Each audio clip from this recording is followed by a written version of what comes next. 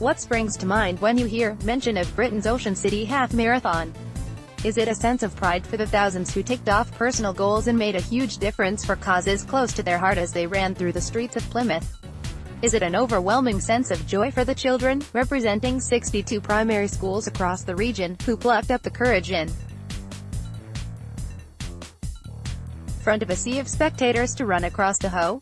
Is it a sense of astonishment for the scores of disabled people who shrugged off their own difficulties to prove their worth? Is it huge joy for the charities who have received a huge financial boost, enabling them to continue supporting families, carers, patients and vital research into devastating diseases? Chances are, it's not any of those things. Most likely, it's the selfish actions of one particular lady who has made Plymouth somewhat of a laughingstock. The car edges out of Hawkers Avenue, to shock of everyone. Image, Rob Bricknell. Joanna Pine thought it would be a bright idea to drive onto the half-marathon course, almost knocking down runners, all the while shouting and insisting everyone clear the way to enable her to get to work. Unfortunate, some might say. But it's the sheer arrogance and lack of perspective shown by this woman that really makes my blood boil. 200 inspiring moments from Britain's Ocean City Half Marathon. The camera never lies, the age-old saying goes.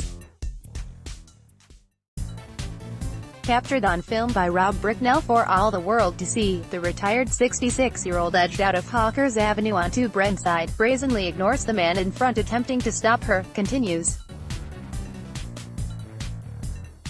to drive, ignores pleas for her to stop for fear she'll kill someone, all the while shouting about how important it was for her to attend a workshop in Oakhampton.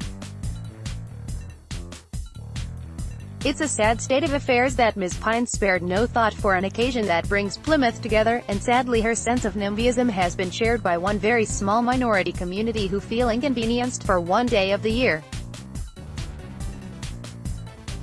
Joanna Pine argues with runners. Image, submitted. Joanna Pine. In a world full of suffering, paranoia, angst and anger, it was inspiring, indeed emotional, as the reporter on duty for the half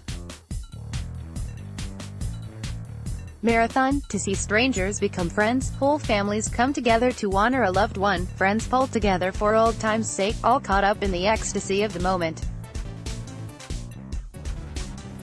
I myself have ran a half marathon, the culmination of a weight loss journey that enabled me to regain my mental health, my greatest achievement.